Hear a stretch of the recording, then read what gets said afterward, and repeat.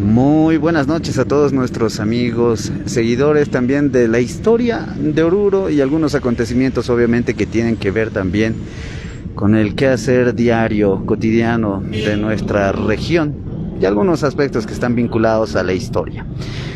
Bueno, Juan Vélez de Córdoba, guerra, revolución, antecedentes de un primer levantamiento en Latinoamérica.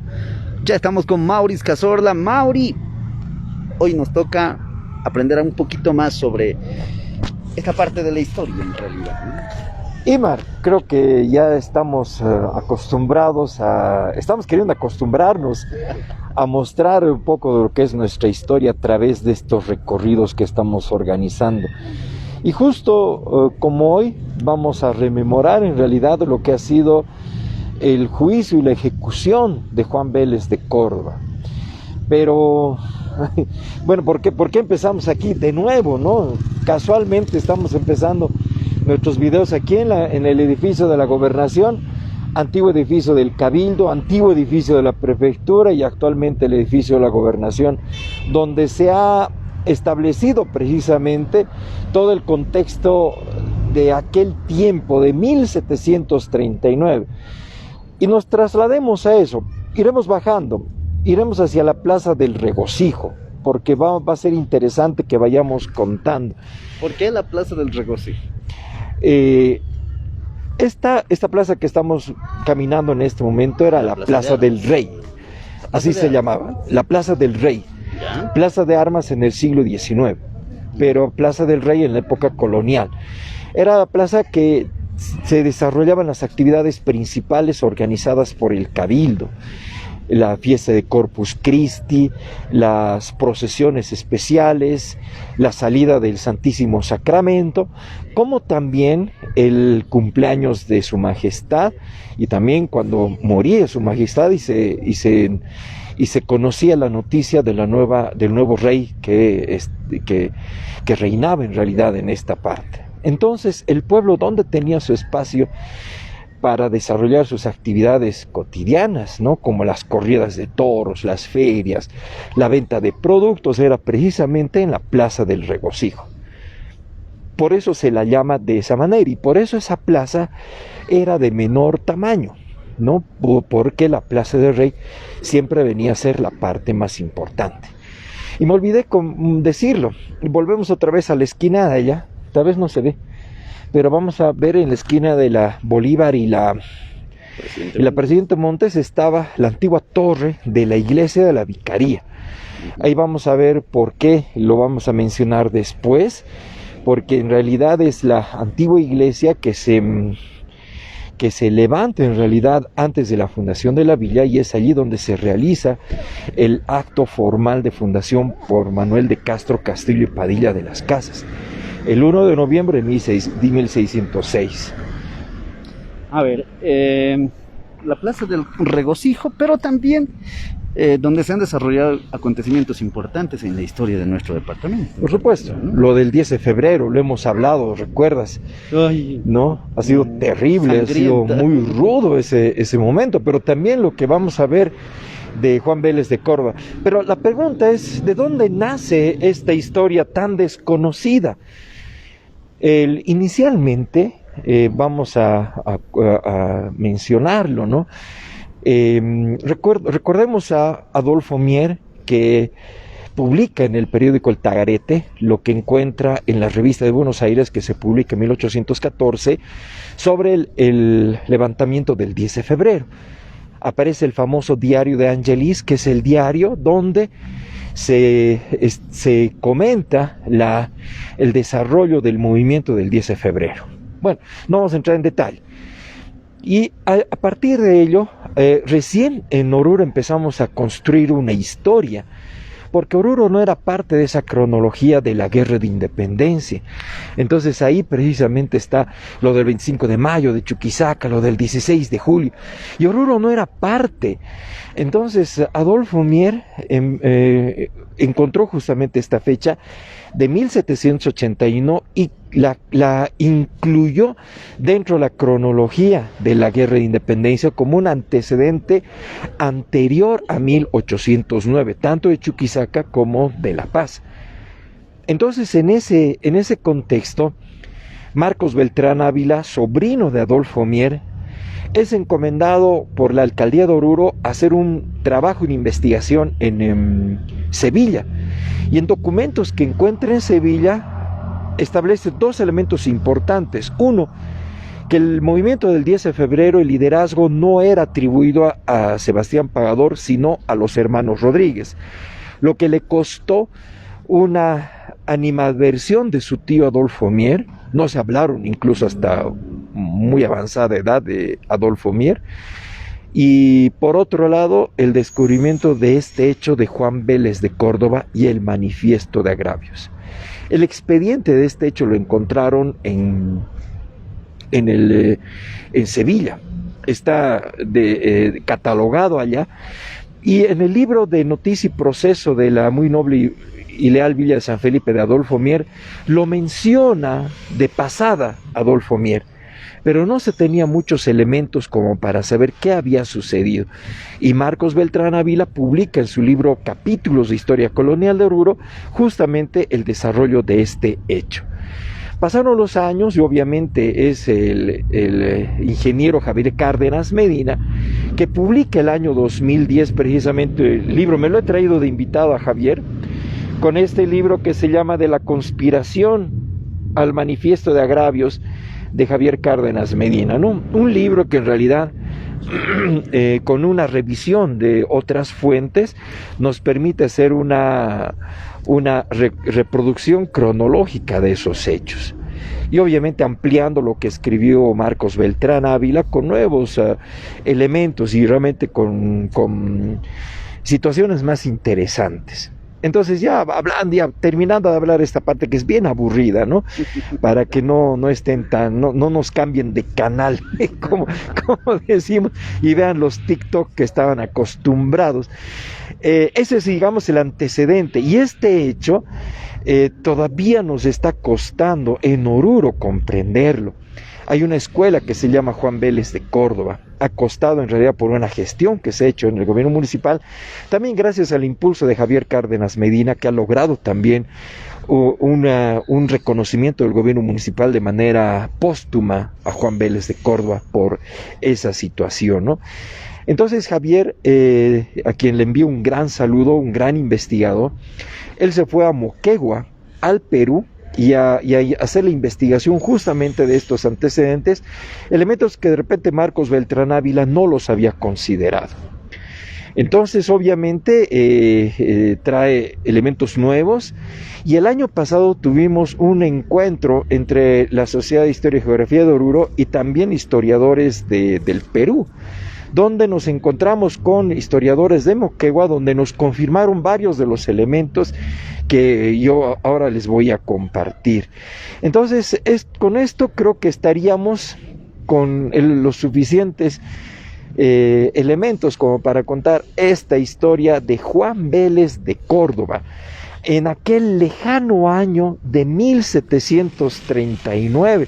Estamos hablando de aproximadamente 282 años, 283 años de aquel hecho. Ya vamos a llegar a los 300 años, más que el bicentenario de la Guerra de Independencia. Entonces, vale la pena comentarlo. Dentro de lo que es este proceso, bueno, estamos en esta plaza histórica también. Bueno, obviamente vamos a elevar siempre la imaginación de todos nuestros seguidores, y obviamente este espacio era un lugar totalmente abierto, árboles en pleno crecimiento en realidad. No había árboles. O sea, para 1739 la villa de Oruro no tenía árboles. Entonces, justamente, recién los árboles más antiguos son estos, Imar. Estos de acá, estos gruesos, son los primeros árboles plantados en 1914, gracias a la gestión de don Natalio Condarco. Natalio Condarco Sierra, ¿no? Que es ascendiente de don Carlos Condarco Santillano. Un saludo también a don Carlitos, que siempre me hace las observaciones al respecto, porque me confundo entre Lisandro y Natalio Condarco. Entonces, estos árboles en realidad son los primeros. Aquí no habían árboles. Era una plaza abierta. Aquí, donde está el edificio de Entel y Cotter, se levantaba el edificio del ayuntamiento. En algún momento se ha llegado a confundir que aquí estaba el cabildo, pero aquí hay un vestigio de eso. Ven por aquí, Iván. El ayuntamiento. Vamos a encontrar un vestigio de este ayuntamiento, porque era un edificio que era muy hermoso, de arcos, como de la gobernación, pero era mucho más antiguo que ese edificio. Aquí, fíjate, en el suelo, las baldosas tienen otro color. Están representando los arcos de este edificio como si le dieran sombra. No sé si pueden percibir. Sí, sí, claro. Obviamente en algún momento estaban prendidas aquellas luces, ahora ya no se las prende, pero eso mostraba en el lugar donde estaban colocadas las columnas. Entonces, esto nos da un poco el escenario de cómo era el aspecto urbano de ese tiempo. Edificios de una sola planta, algunas de 2 plantas. Aquí estaba la casa de Endeiza, aquí a mi derecha. Estaba la casa de Endeiza, donde murieron los españoles y los negros la noche del 10 de febrero de 1789. Donde era el parqueo antes, ¿no? Antes era un parqueo, ¿no?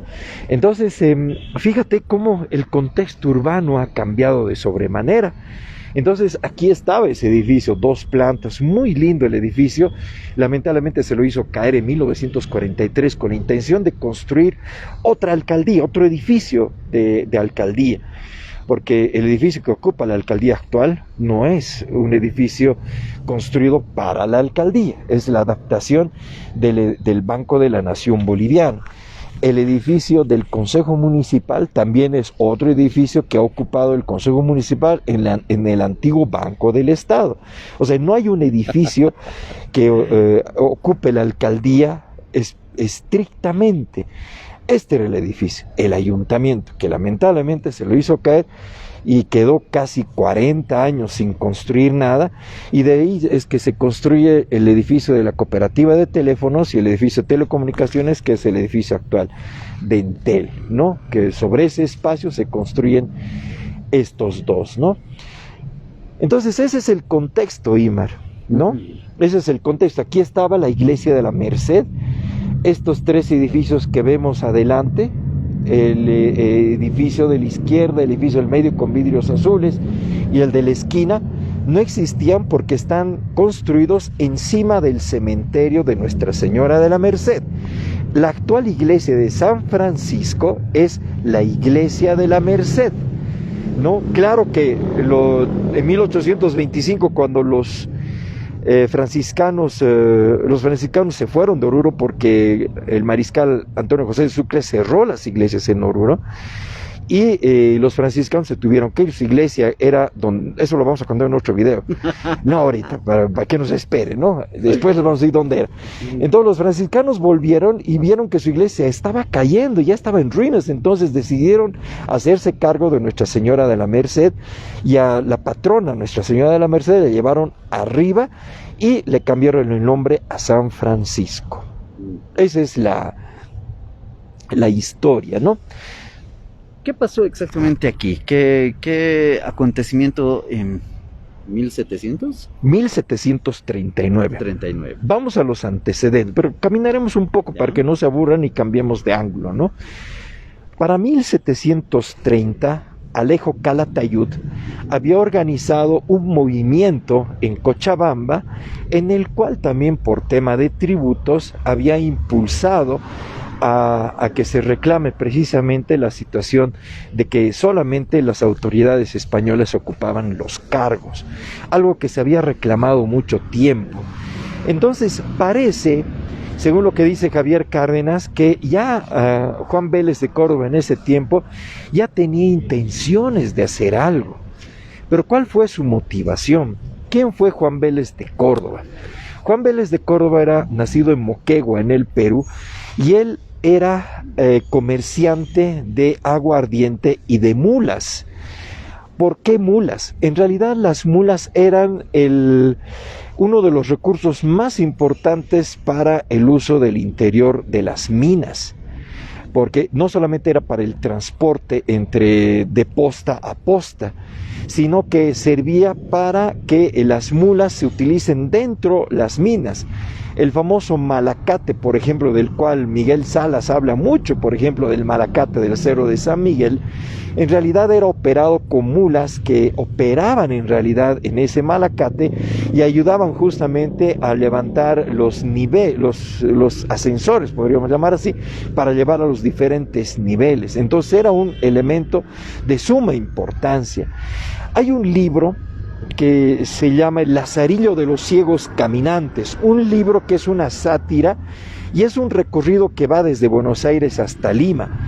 Y cuando pasa por diferentes villas, pasa por Oruro, cuenta que en realidad el que era encargado de correos de Oruro se apoderaba de hacer el monopolio del comercio de las mulas.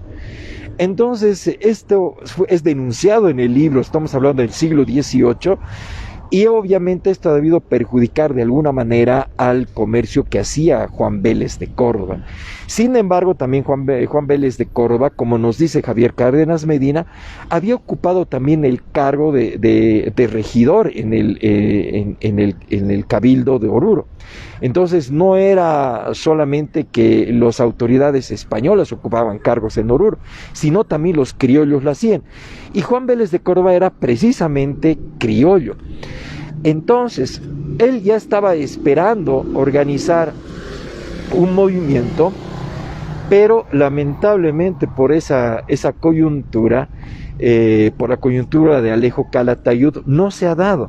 Entonces ha tenido que esperar. Según lo que dice Marcos Beltrán Ávila, ha esperado 14 años para preparar este movimiento.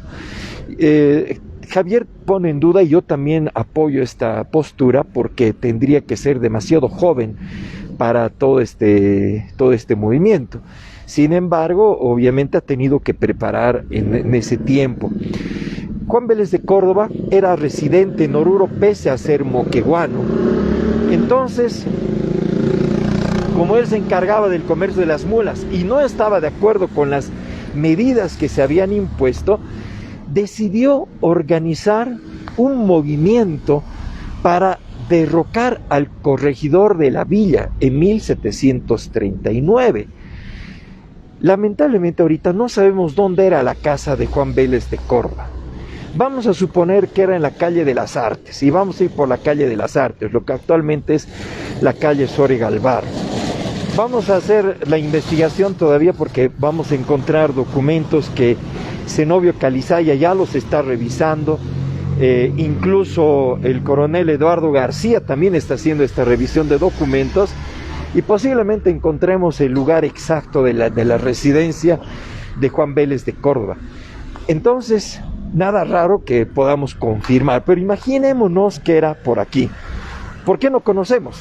Porque lamentablemente todo lo que ha pasado con Juan Vélez de Córdoba ha sido borrado de la historia, y eso lo vamos a comentar después. Entonces, por eso no se sabe de este hecho, porque todo ha sido borrado. Entonces, ¿qué hizo el don Juan Vélez de Córdoba? Él lo que hace es reunir a varias personas para hacer este movimiento. Y él reúne en realidad, y aquí los tengo en mi chanchullito que me he traído, él reúne a criollos, mestizos y también a una indígena. Eugenio Pachagnina, que era cacique indígena, Miguel de Castro, Carlos Pérez, Nicolás Pérez de la Cruz Encinas, Bernardo Ojeda, que era el maestro de esgrima, Ramón de Castro, Tomás Agudo, Ambrosio Arce y Lorenzo Terceros, casi todos criollos, mestizos los últimos, y Eugenio Pachagnina, que era el cacique indígena. Entonces hacen un juramento de espada. Ese juramento de espada nos cuenta en realidad, la historia es que se reúnen en realidad en la casa de Juan Vélez de Córdoba, y levantando la espada la llevan obviamente y juran impulsar este movimiento para hacer una revolución. Y ahí viene el verdadero concepto de lo que es revolución. ¿Por qué? Lo que fue la guerra de independencia, lo que fue el 10 de febrero, fue un levantamiento. ¿Por qué? La revolución es un cambio de estructura. Y ese cambio de estructura en realidad es lo que debía entenderse como revolución. Entonces, lo que estaba proponiendo Juan Vélez de Córdoba era una revolución. ¿Cuál era el plan? El plan era tomarlo preso al corregidor de la villa de Oruro, Martín de Espeleta y Villanueva, tomarlo preso y obviamente poner a un soberano indígena en el trono, pero no especificaron quién. Marcos Beltrán Ávila supone que el cacique indígena era, no dicen cacique indígena, en el documento hablan un descendiente de sangre real. Entonces, Marcos Beltrán Ávila suponía que el descendiente de sangre real era el propio Juan Vélez de Córdoba. En algún momento habíamos dudado con Javier, y cuando nos reuníamos con el padre Bernardo Gantier también discutíamos sobre esto, y entendíamos que en realidad el de sangre real era el cacique Eugenio Pachanina, y él debía ser en realidad el cacique que debía asumir, digamos, el trono al cual estaban proponiendo.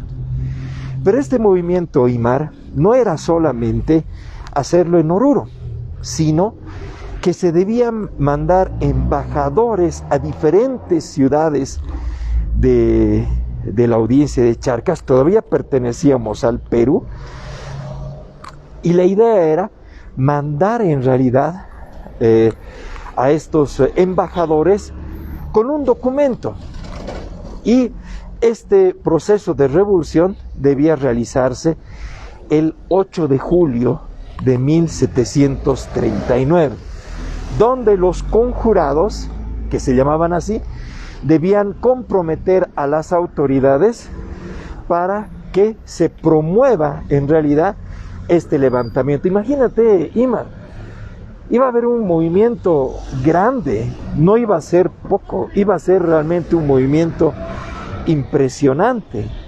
Estamos hablando de una revolución.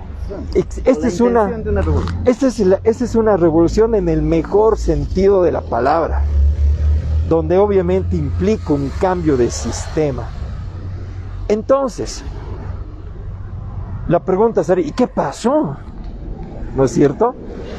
Según lo que dicen los testigos del proceso, se reunían en la casa de Juan Vélez de Córdoba, y aparentemente la esposa de Juan Vélez de Córdoba no tenía conocimiento de lo que estaba pasando. Entonces, parece que esto era solo reservado a los 14 conjurados que yo ya he comentado.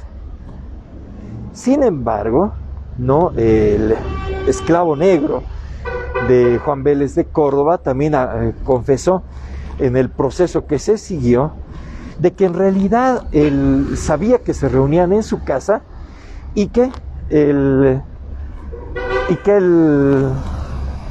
propio Juan Vélez de Córdoba simplemente los reunía, pero no sabía para qué motivo se reunía. Entonces, eso generó una especie de susceptibilidad en algunos vecinos, ¿no? Porque decían, algo está pasando. Y alguien hablaba de esta palabra que te la voy a decir, la especie. ¿Qué es la especie?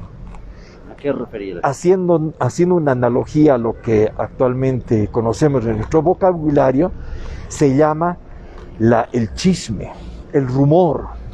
Entonces había un rumor de que algo iba a pasar. Eso se llamaba la especie.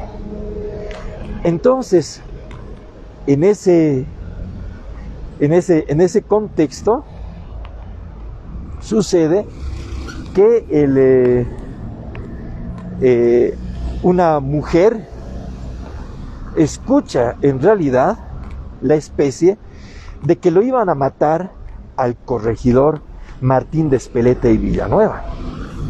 Entonces se asusta y obviamente corre y le llega a oídos del alcalde de primer voto, si no me equivoco, a este señor Ayllón. Él recoge la especie en realidad, y lo primero que hace es comunicarle al corregidor y le dice: te comento la especie, ¿no? Y de ahí es que empieza un proceso tan interesante. Y aquí voy a citar algo que decía Javier Cárdenas Medina, que lo recoge en realidad de aquellos momentos, ¿no? Por ejemplo, voy a leer, si me lo permites, ¿no? Dale. Dice, 2 días, vamos caminando, 2 días antes del apresamiento de los cabecillas de levantamiento, estoy leyendo el libro de Javier, el corregidor Martín de Espeleta fue advertido del peligro que se encontraba a su vida. Y alguien le dijo, y está en el expediente, que se escondiese o que se fuese del pueblo porque lo querían matar. A que respondió que no dejaba la villa por ningún acontecimiento y que le dijesen qué motivo había para ello. Pues hallaba en su conciencia no haber hecho mal a nadie y que su casa quedaba siempre abierta de día y de noche y que cuando quisiera podían entrar a ejecutar su intento, pues no temía absolutamente a nadie. Entonces, había una confianza de Martín de Espeleta y Villanueva, que no iba a pasar nada. Sin embargo, en la mañana del 5 de julio, Vélez de Córdoba y su cuñado Lorenzo Yáñez se dirigen a la casa de parceros, donde encuentran a Bernardo Jena y Ambrosio Arce, a quien expresaban que tardaban mucho los enviados, se refiere a los que han enviado de embajadores, y que en vez de aquellos se deberían enviar otros para que vayan por los aires, para que vengan breves, que en España pagan los grandes por serlo, presidiendo a sus parientes como descendiente de los incas, que para los demás no faltarían conveniencias por ser las provincias muchas y que el trabajo es llegar a Cusco, que de ahí escribiendo en papel a Lima, ofreciendo libertad a los esclavos, estos con los criollos se venderían a juntas, haciéndolas libres de tributos. O sea, en la expresión que dice en el testimonio, es que había preocupación porque habían mandado a los conjurados, pero no se tenía noticias de ellos. Y había preocupación. Entonces era como que estaban temiendo que el movimiento iba a fracasar. Y a partir de ello también dijeron, entonces mandemos algo a Lima para decir que si nos apoyan vamos a liberar a los esclavos. Y vamos a liberar de tributos. ¿Te das cuenta? Son medidas extremas para impulsar y motivar a la gente a que apoyen este movimiento. Y eso es lo que dice el maestro de esgrima. Y en esta afirmación, dice en la declaración de Yáñez, que se confirma, justamente se dirigieron a la casa del corregidor Espeleta. Bajaremos por la calle del Huayco de San Juan. Vamos a ver si vamos a hacer lo posible por ubicarnos en su casa. Y al no encontrarle se volvieron para la plaza y entraron en una casa al frente de la Misericordia, que yo estoy suponiendo al frente de la Misericordia era la puerta de la iglesia de la Vicaría. Estoy suponiendo. A donde este declarante se quedó en la puerta y vio que parlaba con 3 moros que había de la parte de adentro, y que solo oyó que el dicho Vélez le preguntó a uno qué oficio tenía, a que respondió el de aburrido. Y por la tarde, acompañándolo, entran a una casa debajo de la Plaza del Regocijo, que tiene media puerta, era de Carlos Pérez, y que luego pasaron a una pulpería donde había uno atrás del mostrador que no oyó lo que parlaba.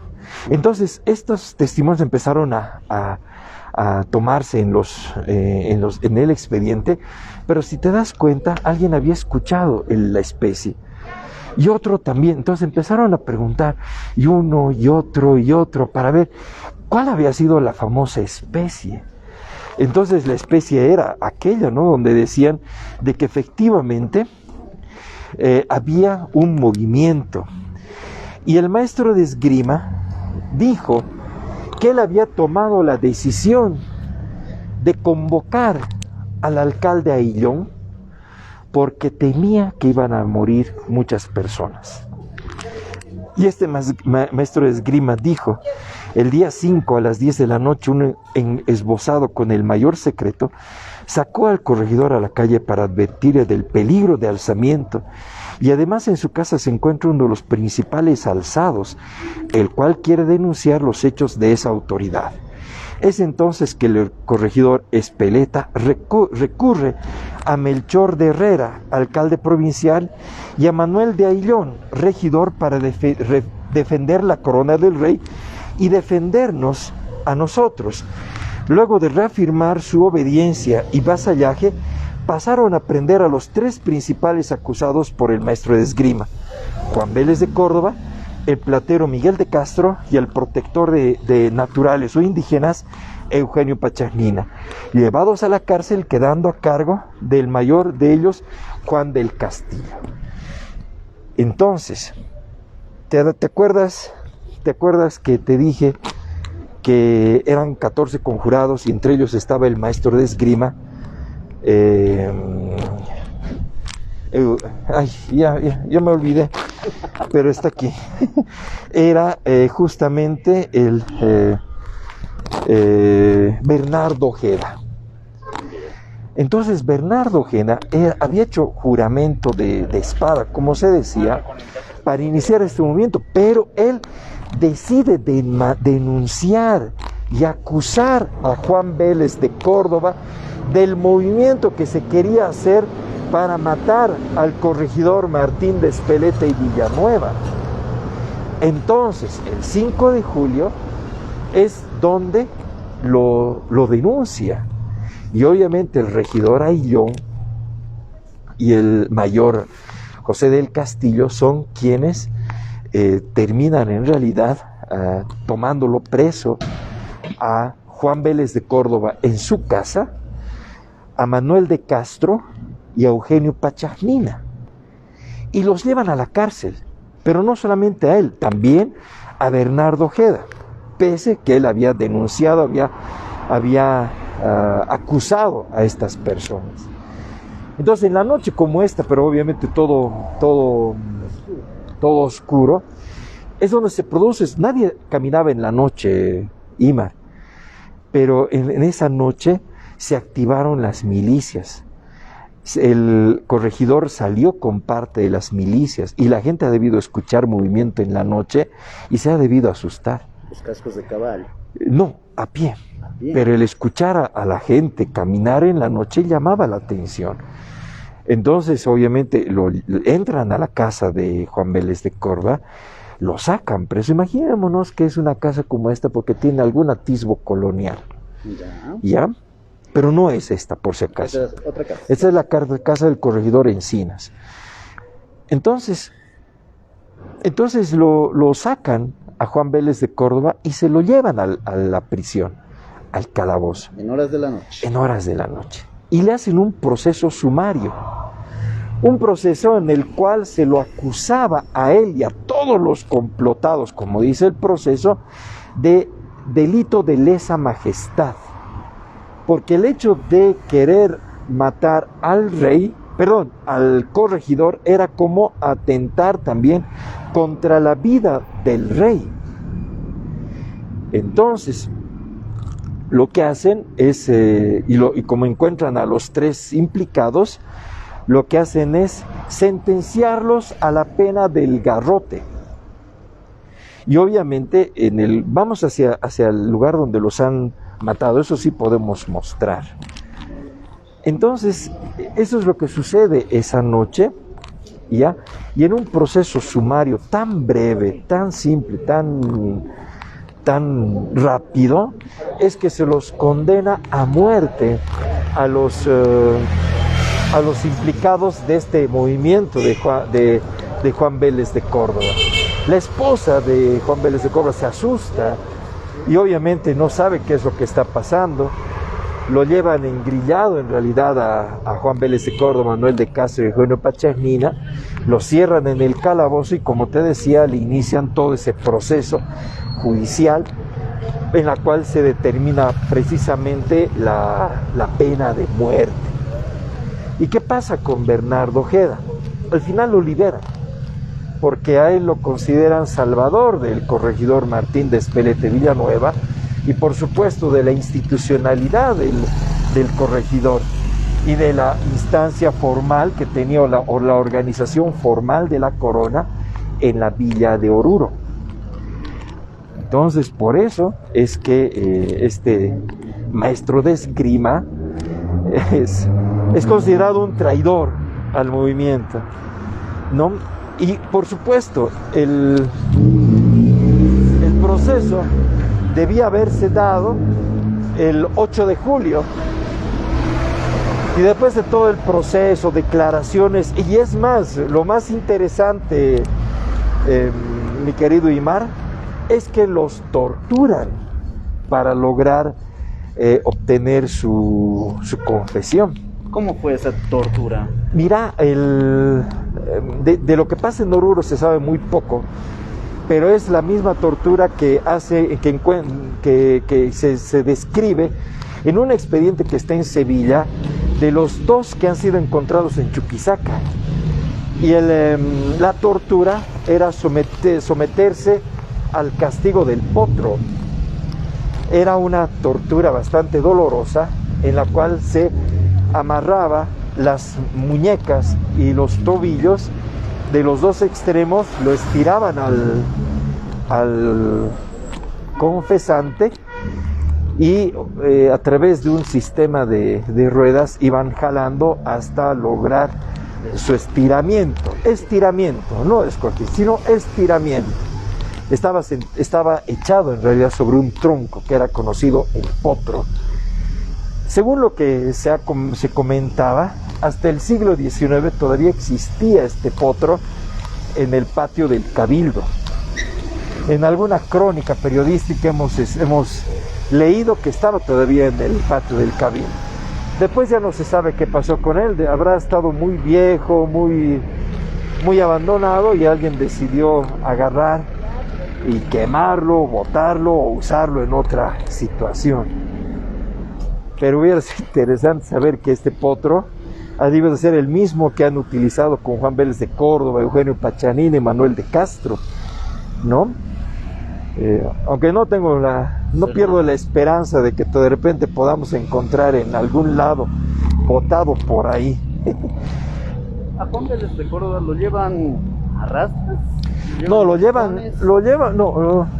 no hay mucho detalle, pero obviamente estamos suponiendo que simplemente como el corregidor Espeleta y el regidor Ayllón lo que hacen es ir con una fuerza militar. En Oruro no había ejército, pero había milicias. Las milicias eran la gente civil que en el caso de ser necesario pues asumían el orden militar. Entonces habían seis milicias, 6 compañías de milicias en ese momento que están identificados con sus nombres, y ellos son los que lo llevan en realidad Juan Vélez de Córdoba. Tal vez empujones, tal vez en la noche en realidad no llamó mucho la atención. Yo me imagino todavía caminando por medio de la calle, no había caballos por supuesto, y no había caballos en esa escena me refiero, ¿no? Y obviamente me imagino a la gente que escucha ese movimiento en la noche, porque en las noches todo era silencioso.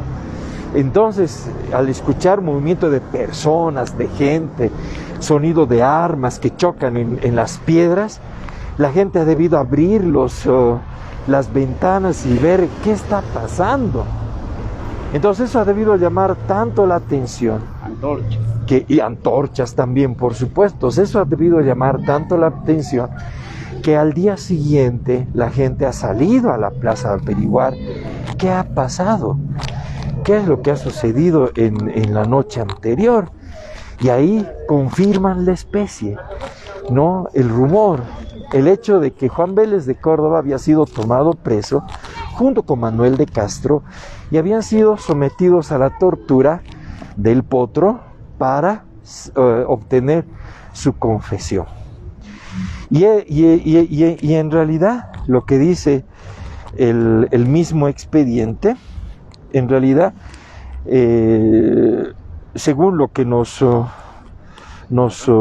comentan en realidad la misma confesión de Juan Vélez de Córdoba, había la intención de que se había convocado a Eugenio Pachanina porque él había comprometido la presencia de 200 indígenas, indios en realidad, no soy despectivo, sino es el término que se usan, para apoyar este movimiento.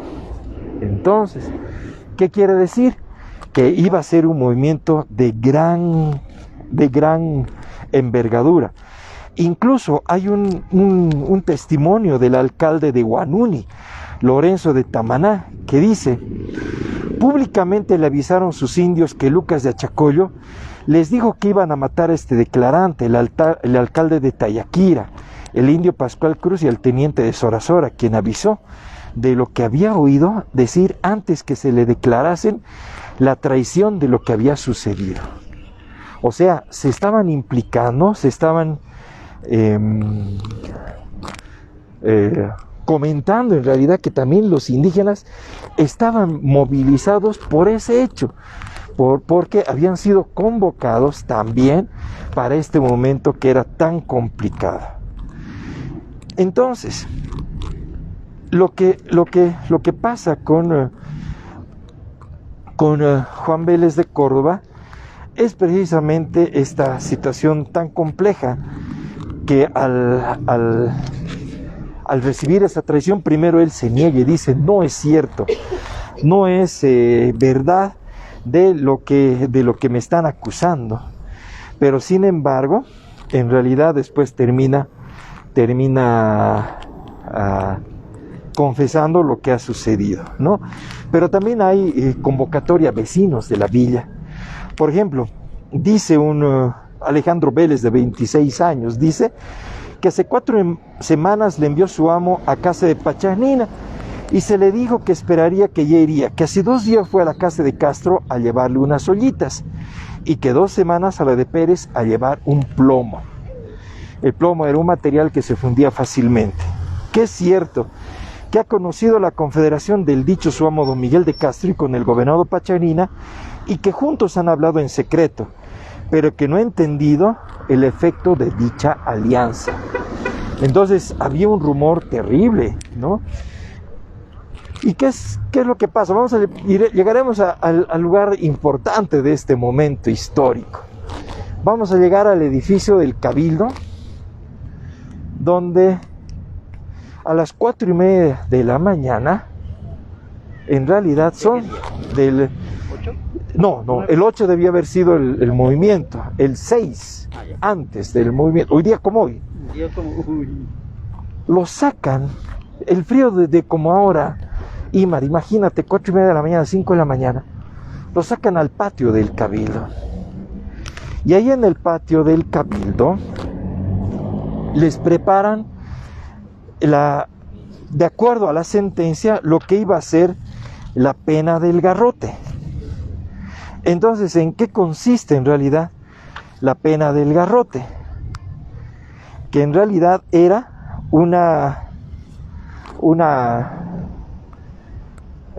¿cómo se llama esto? Una especie de silla de adobes, y en la parte posterior había un tablón en la cual se sentaba al condenado, y a la altura del cual había un ojal donde se hacía pasar una cuerda, y obviamente la cuerda haciendo una presión con una especie de palo o rama atrás, pues tenía que llegarse a cortar o romper la garganta para que después de esa manera pueda morir el ajusticiado.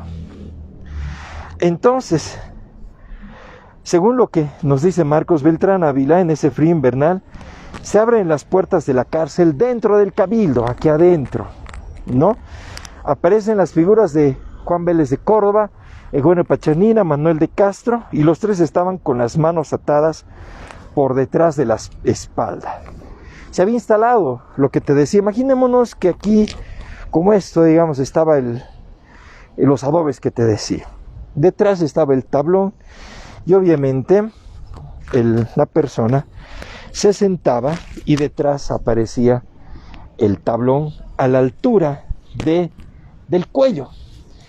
Se hacía pasar la cuerda a la altura del cuello, y de ahí, de la manera posterior, los verdugos tenían que presionar. Y ahí los nombres de los verdugos.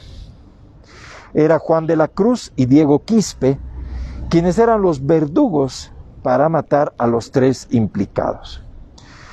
Antes de la ejecución, el pregón dijo: se lo sentencia a Juan Vélez de Córdoba por haber intentado coronarse rey y abonar esta maldad y traición con fomento y ayuda de otros 2 hombres, que son precisamente las personas que lo estaban acompañando.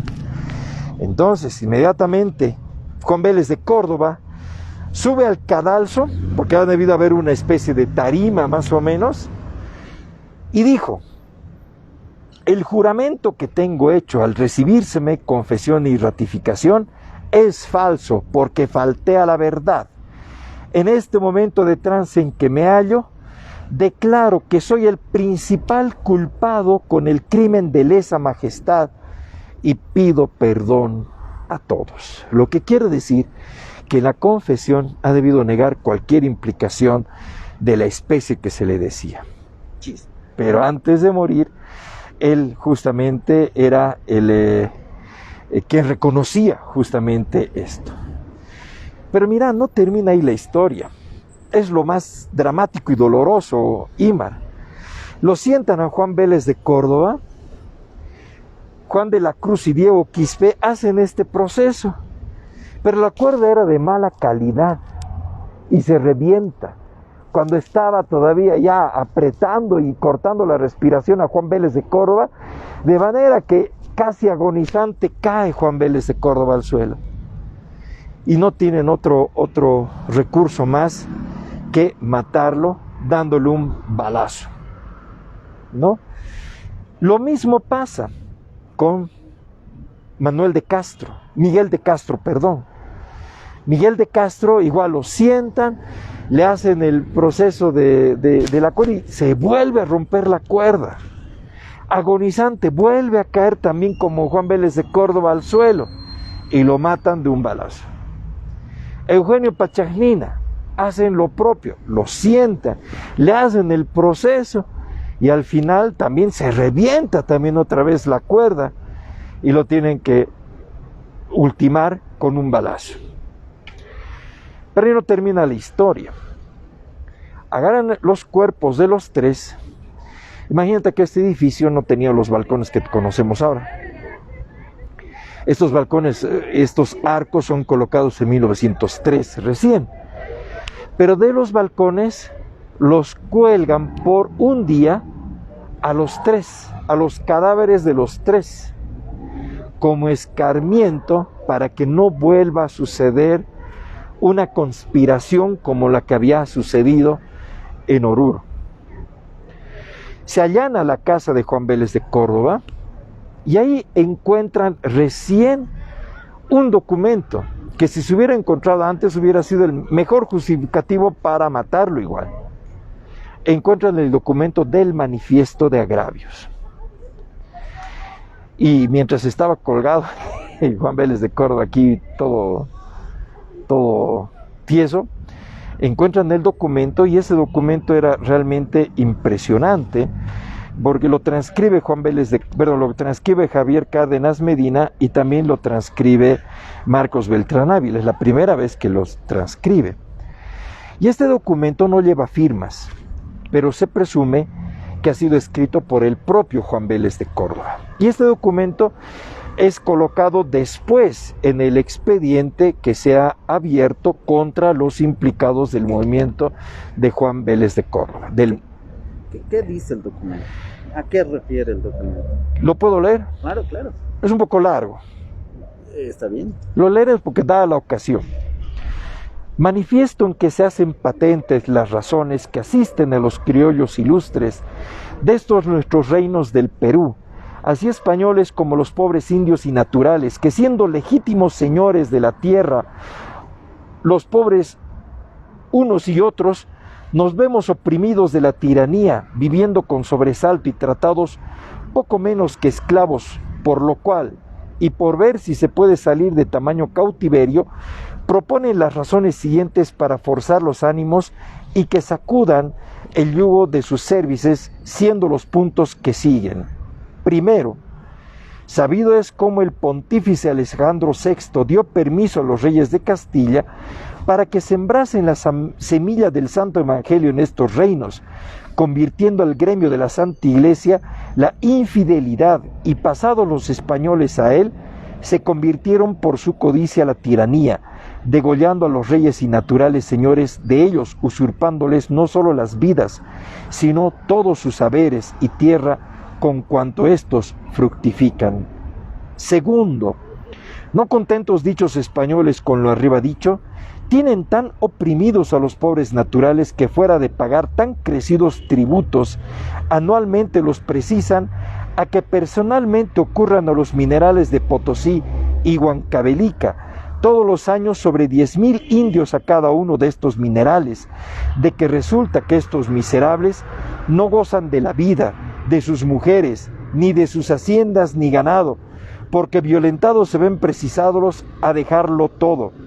Y muriendo los más en tan rígidos destemples, quedan los pobres hijos huérfanos, las miserables mujeres viudas, sus ganados perdidos, las casas desamparadas y los pueblos destruidos.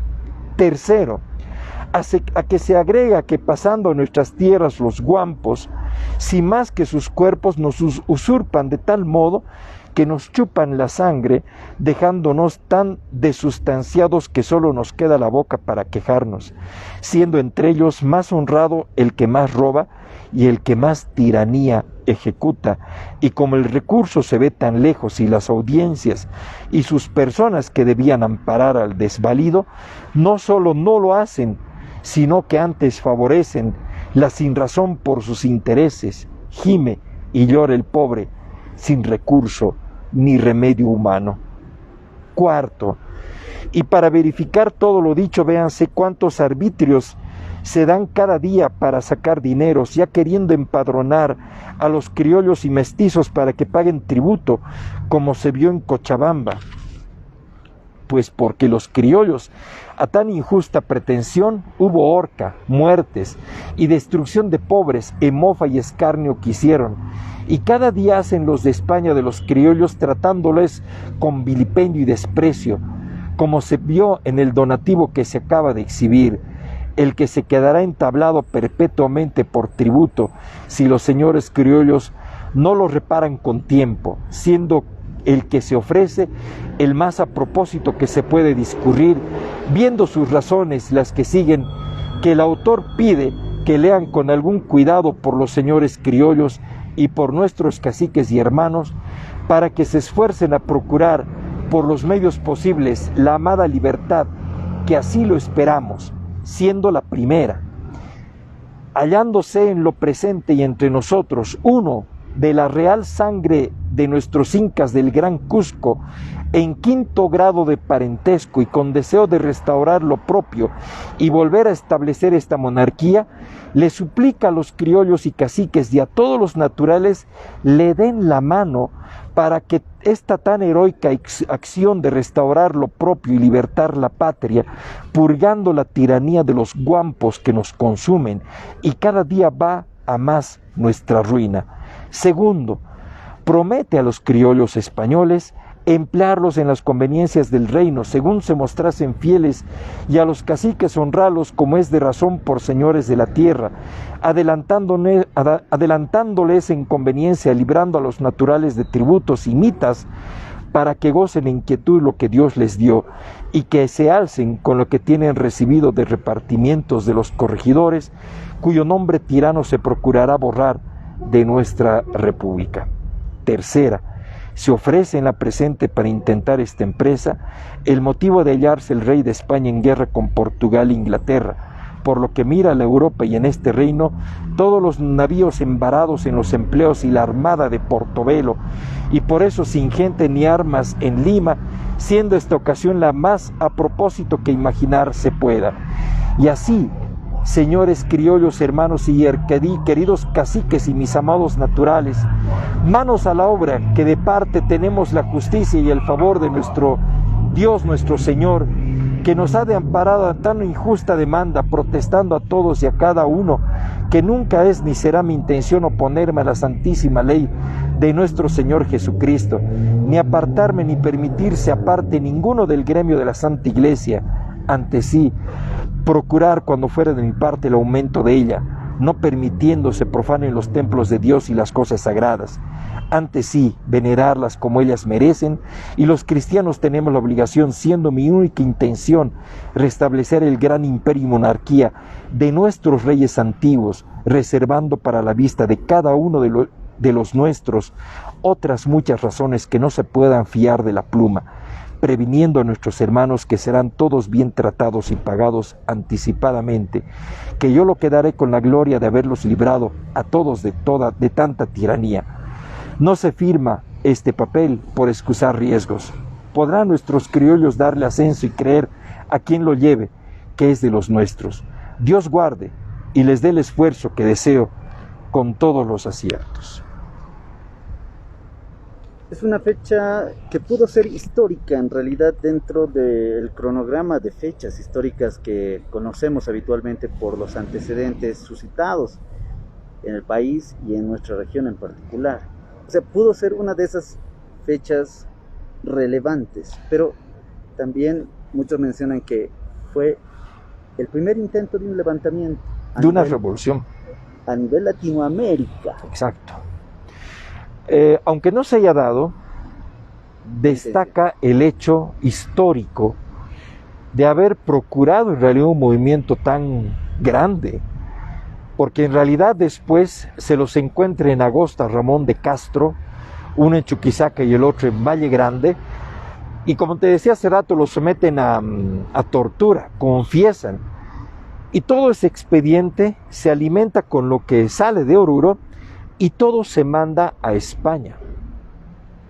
Está por si acaso, en el Archivo General de Indias, en el espacio de Charcas, número 363. Ahí está el expediente.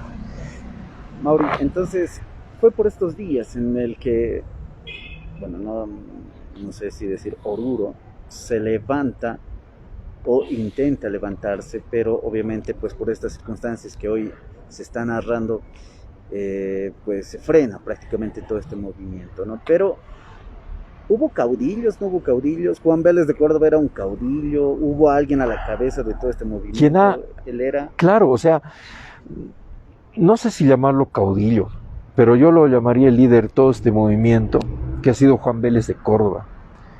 Y Juan Vélez de Córdoba ha tenido socios como Manuel de Castro, Eugenio Pachanina y muchos otros, los 14 que hemos hablado hace rato, menos Bernardo Ojeda, que ha sido el que ha traicionado el movimiento.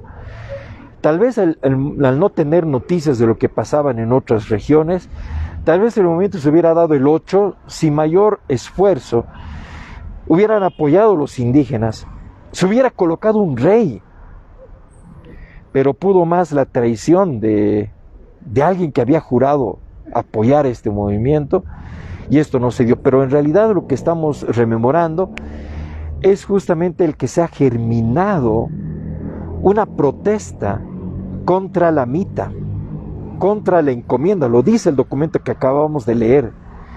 Se reclama contra las tierras que no aprovechan los indígenas, que son los verdaderos dueños. Imagínate, hablando esto en 1739, antes del proceso de independencia, incluso que la reforma agraria, mi querido Imar. Ha tenido que pasar más de 200 años para consolidar esta situación de devolver la tierra a quienes la trabajan. Y lo peor de todo, los que deberían responder en justicia, como la audiencia que menciona el documento, simplemente favorece a los que se aprovechan de la ley. Incluso si te das cuenta, muchas de las cosas que hemos leído no se aparta de la realidad actual, ¿no? Creo que es más honesto, como dice el documento, el que roba, el que engaña. Eso lo dice el documento. Y creo que esa es una constante, es un mal que hemos heredado, imagínate, ya desde 1739.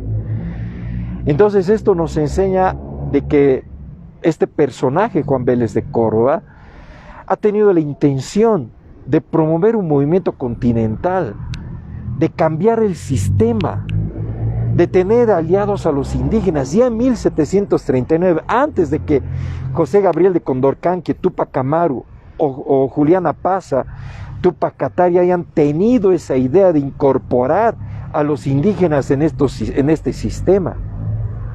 Entonces creo que es necesario entender esta lógica, pero también hay otra vinculación. José Gabriel de Condorcanqui, Túpac Amaru II, escribe el famoso manifiesto de Tinta, que tiene mucho parecido al manifiesto de Agravios, por lo que nosotros podemos concluir de que efectivamente José Gabriel de Condorcanqui o Túpac Amaru ha conocido el documento del manifiesto de Agravios, que posiblemente una copia haya quedado en Lima. Y todo lo que ha pasado en ese momento, todo, se ha mandado hasta España. ¿Por qué esta fecha queda como que en el olvido, Mauri? Por supuesto. ¿Por qué? Porque, como yo lo decía al principio, ¿no? Lamentablemente, Adolfo Mier, en su libro Noticia y Proceso de la muy noble y lábil de San Felipe de Austria, en 1906, solamente le dedica una oración, porque no se conocía más. Adolfo Mier no tenía más insumos, pero Marcos Beltrán Ávila, ya en 1925, publica casi todo un capítulo destinado a explicar todo lo que ha sucedido con Juan Vélez de Córdoba. Pero después de Marcos Beltrán Ávila ha tenido que llegar el año 2010 hasta que Javier Cárdenas Medina publica este libro. Y aquí pregunto, ¿cuántos de nosotros hemos leído el libro de Adolfo Mier, de Marcos Beltrán Ávila o de Javier Cárdenas Medina? Y ahí está el olvido, el no aprender nuestra propia historia. Esta historia es algo que nos debería llenar de orgullo por todo lo que se ha desarrollado, pero más allá de lo que ha pasado por la traición del maestro de esgrima y otras cosas más, creo que está el hecho de haber preparado un movimiento que iba a cambiar un sistema. Eso es una verdadera revolución. No fue revolución lo del 25 de mayo, ni del 16 de julio, ni del 6 de octubre de Oruro, ni del 14 de septiembre. No fue revolución, y eso lo vamos a ver en otro momento. Esto sí era una revolución, ni siquiera lo del 10 de febrero. Entonces tenemos que entender esto en el verdadero sentido del concepto para poder comprender en realidad lo que quería Juan Vélez de Córdoba: cambiar un sistema, cambiar el gobierno, poner a un descendiente de los incas que estaba entre ellos para que gobierne desde allá, porque el rey en ese momento decía estaba en guerra con Portugal y había que tomar acciones, y además decía que Lima se encontraba desguarnecida, no habían tropas porque habían sido llevadas a la guerra con Portugal, y era el momento propicio para iniciar estos movimientos, impulsando a los criollos y mestizos a que tomen estas acciones. Ya casi para finalizar, Mauri, ¿qué pasó con los cuerpos? ¿Fueron enterrados en Oruro? No, los cercenaron y la cabeza pusieron a la salida de La Paz, la pierna a la salida de Potosí. Hicieron lo mismo con los otros cuerpos como escarmiento, porque estos cuerpos no merecían ser enterrados. Y se colocaban en estos accesos, y cuando la gente llegaba de otras partes, y ponían un letrero, por supuesto, y decían, o sea, para infundir miedo y no cometer este tipo de acciones en contra del rey. Entonces, por eso es que terminaron así. ¿Qué pasó con su esposa? Le expulsaron de Oruro, sellaron su casa con sal para que nunca nada vuelva a crecer en ese lugar. Por eso no sabemos dónde estaba la casa de Juan Vélez de Córdoba, pero estoy seguro que en algún momento vamos a identificar. Yo sé que la casa no va a haber, porque aquí en Oruro todo se choquea, pero en realidad vamos a poder saber, aquí por lo menos estaba la casa de Juan Vélez de Córdoba. Bueno, Mauri, esta aventura nos lleva a reflexionar sobre todo un poquito sobre nuestra historia. Pero hoy hemos conocido algo fundamental de lo que tiene Oruro, del por qué sentirnos orgullosos también de ser orureños y además de llevar de repente este pedazo de la historia poco conocida en nuestra memoria, en nuestro corazón.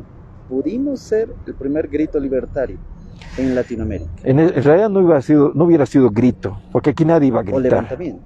Pero sí una revolución. En realidad el grito es lo que se produjo en México, pero aquí nadie gritó, ni siquiera en La Paz, ni siquiera en Chuquisaca. No ha habido gritos. En realidad son movimientos. Lo que pasó el 10 de febrero, lo que pasó el 25 de mayo, el 16 de julio fueron levantamientos, pero esto era una revolución. En el más estricto sentido de la palabra, iba a ser una revolución. Y eso es algo que tenemos que aprender en nuestra historia. Yo sé que la gente también no tiene acceso a los libros, a los documentos. Por eso hemos querido contarlo de esta manera, de manera muy resumida, por lo menos para que la gente que ve en el internet vea este video y pueda aprender esta parte de la historia que nos debe hacernos sentir orgullosos. Hay una escuela en Oruro que lleva el nombre de Juan Vélez de Córdoba, pero creo que merece más. Un reconocimiento que ha logrado Javier Cárdenas Medina con un reconocimiento póstumo, pero merece más. Y en eso tenemos que estar todos nosotros, porque lamentablemente la historia de Oruro la estamos olvidando. Pero estamos en la obligación de promoverla, de difundirla, y tal vez de que encontremos otras personas que también pueden investigar y también refutarnos. En algún momento por ahí nos equivocamos, pero la idea es que logremos que la gente también aprenda su propia historia. Mauri, llegamos a esta parte, la parte de la despedida, pero obviamente con sorpresas que vienen más adelante, porque tenemos un cúmulo de historias que contar, narrar y aprender sobre todo, ¿no? Entonces, gracias, Mauri, por estar con nosotros. Mi querido Imar, muchas gracias. Más bien, yo encantado, creo que estamos haciendo de esto una costumbre interesante. Y vale la pena, ¿no?, salir de noche, aunque hoy día nos ha tocado una noche medio rara por mucho movimiento. Normalmente no era así, pero día de mercado tal vez, ¿no? Pero nos ayuda a imaginarnos cómo era Oruro en aquellos años, casi 300 años atrás, que ha pasado esta situación. Pero date cuenta que hay hechos que en realidad todavía no se han descubierto en la historia. Hay otros hechos que hay que investigar, hay que ir a España, a los archivos de Indias, en Sevilla, para buscar personajes, hechos, anécdotas y seguir construyendo nuestra propia historia. Esta historia que nos enorgullece, esta historia que nos han legado Adolfo Mier, Marcos Beltrán Ávila, que han sido los primeros que han escrito sobre nuestra historia y que nosotros en realidad queremos secundar aquellos procesos y seguir investigando al respecto. Estaremos en otro espacio y contando otras historias, porque la verdad es algo que nos encanta. Hablar de la historia de Oruro es maravilloso. Por cierto, don Adolfo Mier vivía aquí a una cuadra. Nació a una cuadra. Sí, aquí a una cuadra. En algún momento vamos a poder hablar de él, de Marcos Beltrán Ávila, de ese debate que han tenido entre los dos, que no se han hablado en realidad por mucho tiempo, y paradójicamente están enterrados juntos, ¿no? Pero eso será parte de otra historia. Claro que sí. Y ahora, bueno, la foto tradicional o el momento más especial. Ahora llegamos a la parte final. Ahora sí, nos despedimos de todos ustedes. Están reclamando por la ruta de la medianoche, ¿cuándo se retoma? Están también preguntando algunas cosas por ahí internamente, las vamos a responder. Si tienen alguna inquietud, pues también pásenos el dato para poder un poco entrar en investigación, de repente revisar algunos otros datos más que tal vez se nos está escapando, como fechas, algún momento histórico, etcétera. Las vamos a rememorar junto a todos ustedes. Mauri, Un gusto una vez más. Gracias, mi querido Imar. Agradecido y saludos a todos. La ruta de la medianoche va a volver, estimo que en agosto. En invierno no lo hacíamos precisamente por el frío, pero vamos a volver. En agosto es nuestro aniversario, vamos a comunicar anticipadamente. Aquí un gran saludo a todo el equipo de la ruta de la medianoche que también está pendiente de las actividades que vamos a organizar. Lo vamos a hacer oportunamente y vamos a contar esta y otras historias también. Pero obviamente esta es una manera de llegar a la gente que no está en Oruro, que no vive en Oruro y que tiene la oportunidad de ver a través de este enlace que hace Imar en la página del Facebook y que yo también la subo en la página del YouTube, que también lo pueden buscar el enlace y poder conocer al respecto. Juan Vélez de Córdoba, un gran personaje, Manuel de Castro, Eugenio Pachagnina, personajes que no deben ser olvidados. Ay, me olvidaba como detalle, Imar, si van a la Plaza Sebastián Pagador, van a ver en uno de los murales de bronce del monumento de Sebastián Pagador, está Juan Vélez de Córdoba, Eugenio Pachagnina y Manuel de Castro, que están parados sobre una mesa con el manifiesto de agravios. Y casi a su lado está el ajusticiamiento de Juan Vélez de Córdoba en la pena del garrote. Dense una vuelta por la plaza y vayan a ver y a reproducir ese hecho histórico. Amigos, será hasta otra ocasión. Nos reencontraremos con más historia también de nuestra región, Oruro en particular, y algunas cosas que también tienen que ver con nuestras tradiciones y costumbres. Será hasta otra oportunidad. Nos vamos con esta imagen con la que iniciamos toda esta aventura y este momento tan histórico que nos retrotrae a varios momentos que hemos pasado acá en nuestro departamento Mauri. Así es que será hasta otra ocasión, amigos.